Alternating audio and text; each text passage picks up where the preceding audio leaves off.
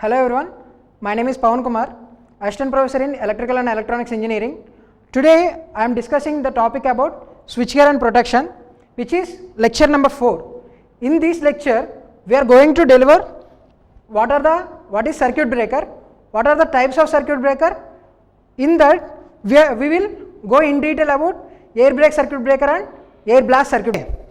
So till now we have discussed about what is the necessity of power system protection. After that we have discussed about what is arc interruption theories.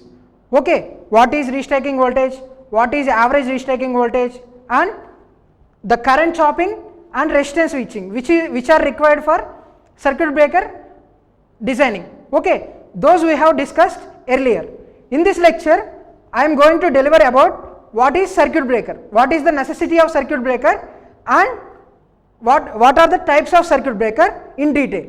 Okay, so these are the lecture contents that I am going to deliver today. And next one is, at the end of this session you will get the basic idea of what is the protection system and what is circuit breaker and its types. Okay, now basically we are using the basic protection system which is fuse. Okay, this we can see in our homes or our laboratories. Okay, so the fuse is the basic protection system. It will consist of a small wire, okay, between two terminals, right. Basic principle is this heating effect of current. Okay, for example, let us discuss the basic circuit. So in this we have a battery and load. Battery is supplying load, so for switching we are using switch. For protection we use fuse. Okay, how fuse it is? It has two terminals. In between two terminals, two wires are. In between two terminals, one wire is connecting two terminals. For example, if the current exceeds limit, the wire will be burned out. Okay, so burning means it will be open circuit the entire network. Okay, so that is the basic principle of fuse, which is heating effect of current. Heating effect of current. Now, for example, the load is rated for 10 amperes. Okay, if the load is rated for 10 amperes, it will be not the maximum limit. Okay, we have 20 to 30% liberty to maintain the load which is greater than rated current. Okay, so which is maximum current, that of 12 amperes if it is rated for 10 amperes. So for example, the current in the circuit which if reaches 12 amperes, what happens? The load will be burned out. Okay, the load will be burned out, so the network will be collapsed. We need to protect that load, do not disturb. Okay, the load do not disturb. For that we will place a protection network here, okay, which we call it as fuse.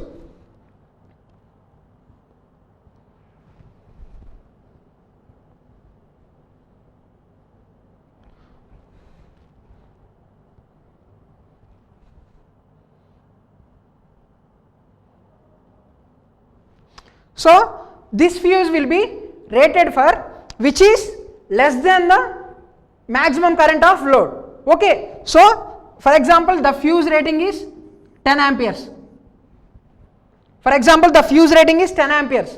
If the current in the circuit maintained up to 10 amperes, nothing will be happen, so the entire network will be efficiently work. For example, this current will increases 11 amperes with because of some overloading. Okay, because of some overloading. Okay, so the current will be reaches to more than 10 amperes. In that case, what happen is the fuse will be burned out and then it will protect the load. Okay, so the basic thing is fuse is protecting load. That's why the fuse has to be lesser rating than load. Okay, that I have shown here, written here. Rating of fuse must be less than load maximum rating. Okay, so this is the basic principle of fuse. Now, which material we need to make the fuse? Okay, that is, for fuse wire we will use either zinc or copper or silver or aluminum. Okay, it is based on our application. Okay, so these are the materials which we need to use for a fuse wire. And the next one is the types of fuses. Basically, mainly many types of fuses are available in the market. Among those, the popular one is KitKat fuse. Okay, you might have seen in your homes or any laboratories, all those things. The KitKat fuse. Okay, the next one is cartridge fuse. This will be used for electronic applications. For example, let us take an extension box or CRO. Okay, in CRO and extension boxes we will see these cartridge fuses. We will see these cartridge fuses. And the next one is HRC fuse, which is high rupturing fuse. Okay, this is for greater currents. Compared to these two, HRC is used for high rating currents. Okay, that is HRC fuse. Okay, so these are the main types of fuses which are available in the market. Okay, so let us see what are the limitations of this fuse. Okay, the first one is the fuse will be used for only overloading protection only. Okay, we have seen in the circuit. For example, the load increases the rated load, the current will be increases, so fuse will be opened. Okay, so that is the overload protection. Okay, but it will not provide any protection for short circuit conditions. Okay, so that is the one of the limitation of fuse. And the next one is need separate equipment for switching. In previous circuit we can observe we need to have one switch and one fuse. Okay, for switching we are using switch separately, for protection we are using fuse separately.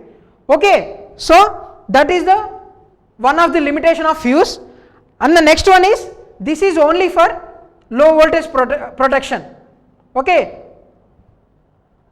next one is it is not reusable. For example, let us take KitKat fuse. There is a wire between two poles. Okay, so if we want to replace the wire, we need to open the circuit and replace it entire network. Or else in case of cartridge fuse and HRC fuse, we need to replace that HRC fuse or cartridge fuse. Okay, so that's why it is not a reusable. Okay, so that is the maintenance requirement is high.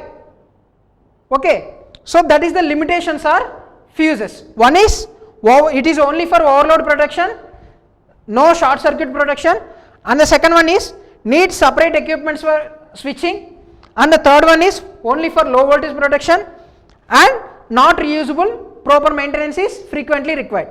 That is the fuse. Okay, so to overcome these limitations of fuse, we will go to circuit breaker. Okay, so circuit breaker, what is circuit breaker? It has to overcome the limits of fuses. Okay, that is, one is it used for higher operating voltages, which is the one of limitation of fuse, and second one is for both protection and switching we need to have a same circuit, a same equipment. Okay, so by using this circuit breaker we will do two things, that is switching as well as protection. Okay, so that is the advantage in case of circuit breaker. Okay. Now the purpose of circuit breaker is, for example, any fault occurs in the power system network. Okay, so we need to we need to isolate this fault from healthy section. Okay, so to isolate that faulty section from healthy section, we use circuit breaker. Whatever it may be the fault is, that is line to ground fault, double L fault or triple L fault, whatever it may be, the faulty section has to be separated from healthy section by using this circuit breaker. So that is the principle of circuit breaker. For that, we need to have some auxiliary equipments to operate the circuit breaker. Okay, let us see what are the auxiliary equipments, which are, one is current transformer to sense the overloading, okay, to sense the overloading, and the next one is relay coil to provide trip signal, and auxiliary DC supply and trip coil to work circuit breaker. Let us see these two things in detail in next slide. Okay, so these are the auxiliary equipment need to have to operate circuit breaker. Okay, next one is, with these auxiliary networks there is one special equipment, which is one special chamber need to have this circuit breaker. That is, for example, it is air circuit breaker, air is necessary, air chamber is necessary. For SF6 circuit breaker, SF6 chamber is necessary. So it requires special arrangement for arc quenching medium. Okay, so these are the auxiliary parts in circuit breaker. Let us see the typical layout of circuit breaker. So this is the layout, which consists of circuit breaker. In circuit breaker we have fixed contact and moving contact. Okay, so this is moving contact and these are fixed contacts. Now let us take an example of, there is a fault occur here. So with this fault, the current in this feeder will be increases. Okay, this will be sensed by CT, which is current transformer. CT will give signal to relay coil. So then relay coil will be energized and then attracts this relay contact. Okay, so this will be closed. And this auxiliary supply is connected. Right, this auxiliary supply is connected with a DC source. Okay, so with this DC source, the trip coil will be charged and moving contact will be moved from fixed contact. So the circuit breaker will be open circuited. Okay, so let us observe this GIF. What is happening? The fault occurs and the current in the line is increased. CT senses the fault. Okay, then relay coil is energized. Now contact moves and DC source is energized, trip coil, circuit breaker opens. I am repeating, fault occurs, the current is increases in the line, CT senses that fault and given supply to relay coil, then relay coil energized and also trip coil energized, circuit breaker open. Clear? Now this is the operation of circuit breaker. So here we have observed, one is fixed contact, one is moving contact. Okay, for that let us see the operation. There is a fixed contact and there is a moving contact. So whenever the fault occurs, okay, so trip coil will be energized and fixed contact need to move from, moving contact is moved from fixed contact. Okay, moving contact is to be moved from fixed contact. So now what happened is, in this movement the arc will be created in between the contacts. Okay, so that is the phenomena here. So this is the arc that is generated because of this movement. Okay, we need to quench this arc to safe operation. For example, if arc is increased, the circuit breaker may be collapsed or burn out. So we need to avoid this arc, or we need to quench the arc. So for this we have different strategies are there. Okay, we will discuss that next. So let us discuss what are the types of circuit breaker. The first principle is which is based on operating voltage. Okay, based on operating voltage, this will be classified as low voltage circuit breaker, which is used for less than 1 kV, and the next one is medium voltage circuit breaker, which is used for 1 kV to 52 kV, and the next one is high voltage circuit breaker, which is used for 66 to 220 kV, and extra high voltage circuit breaker used for 300 kV to 765 kV, and at last ultra high voltage circuit breaker, which is used above 765 kV, which is above 765 kV. I am repeating, based on operating voltages, circuit breaker is classified as low voltage, medium voltage, high voltage, extra high voltage, and ultra high voltage. So these are the classification based on operating voltages. Now let us do the classification based on arc quenching medium. Previously we have seen the arc is produced. To extinguish the arc, we need to have a special mechanism. Okay, so for that there is a classification based on arc quenching medium. The circuit breakers are classified as air brake circuit breaker, air blast circuit breaker. In these two, air will be used for arc quenching medium. Okay, and in case of oil circuit breaker, oil will be used as arc quenching medium, and in case of sulfur hexafluoride, SF6, okay, that is the one of the material which is used for quench the arc. And the next one is vacuum circuit breaker. Okay, so in vacuum chamber the contacts are separated. Because of that vacuum, the arc will be quenched. Okay, so I am repeating, the classification of circuit breaker based on arc quenching medium is air brake, air blast, oil circuit breaker, SF6 circuit breaker, and vacuum circuit breaker. Okay, so this is the classification of circuit breaker. And the next one is air brake circuit breaker. We will go in detail about air brake circuit breaker. Okay, so for let us know, this is fixed contact and this is moving contact. Okay, under normal operating condition, this will be in contact. Okay, now for example, any abnormality occurs, for example fault occurs, so moved contact has to be moved away from the fixed contact. Okay, the moving contact is moved away from the fixed contact. Meanwhile, an arc is also occur in between the fixed contact and moving contact. Okay, so an arc is occurred in between fixed contact and moving contact. In case of air brake circuit breaker, by providing natural air,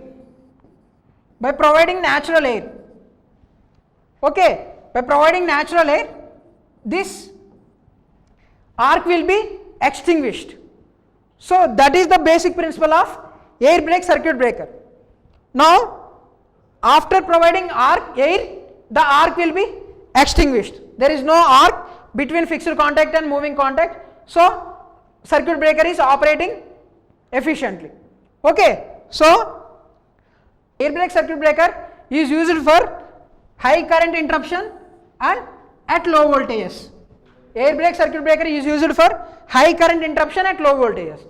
And the second point is air at atmospheric pressure. Previously we have seen air at atmospheric pressure is used for arc quenching medium.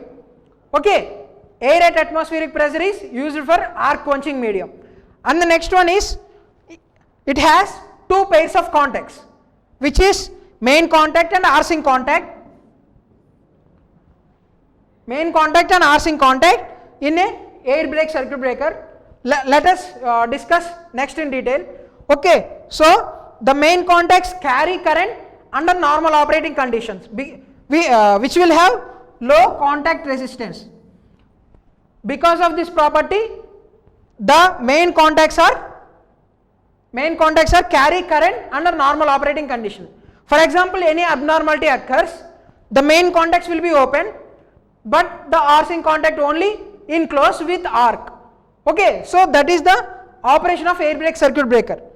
Next one is, let us see in detail about this air brake circuit breaker. Now, so this is the main contact. This is the main contact and this is the arcing contact. Okay, under normal operating condition, because of less resistance, main contact will be carry current. Okay, the main contact only carry current. But for example, there is a abnormality. Fixed moving contact is moved away from the fixed contact. So in this process, contact will be open and arcing contact is still enclosed with arc. Arcing contact is still enclosed with arc. Okay, this arc will be extinguished by providing natural air at atmospheric pressure. Okay, so with the help of these arc splitters, and this natural air, the arc will be splitted in the splitting region. The arc will be splitted in the splitters and then arc will be quenched easily. Okay, so this is the operation of air brake circuit breaker, and the disadvantage of air brake circuit breaker is we are providing natural air at atmospheric pressure, right? So this doesn't have a property to quench the arc at high currents. Okay, for high current, high arc will be generated. So this natural air will not sufficient to quench this arc. So that is the disadvantage of air brake circuit breaker. So to overcome this disadvantage, we will go to air blast circuit breaker, which we will discuss in next session. Okay, so I am summarizing what we are discussed in this class. One is fuse versus circuit breaker. What is the limitations of fuse and what is the necessity of circuit breaker, and we have seen operation of circuit breaker and different types of circuit breakers based on operating voltages and based on arc quenching medium, which are of air brake circuit breaker, air blast circuit breaker, oil circuit breaker, vacuum circuit breaker and SF6 circuit breaker. This is the classification. After that, we have discussed air brake circuit breaker in detail. Okay, so because of the natural air, the arc will be splitted in case of air brake circuit breaker. So the disadvantage of air brake circuit breaker is under for high currents, this is not sufficient for quench the arc. So that is the disadvantage of air brake circuit breaker. In next section, we will discuss air blast circuit breaker. Okay, thank you.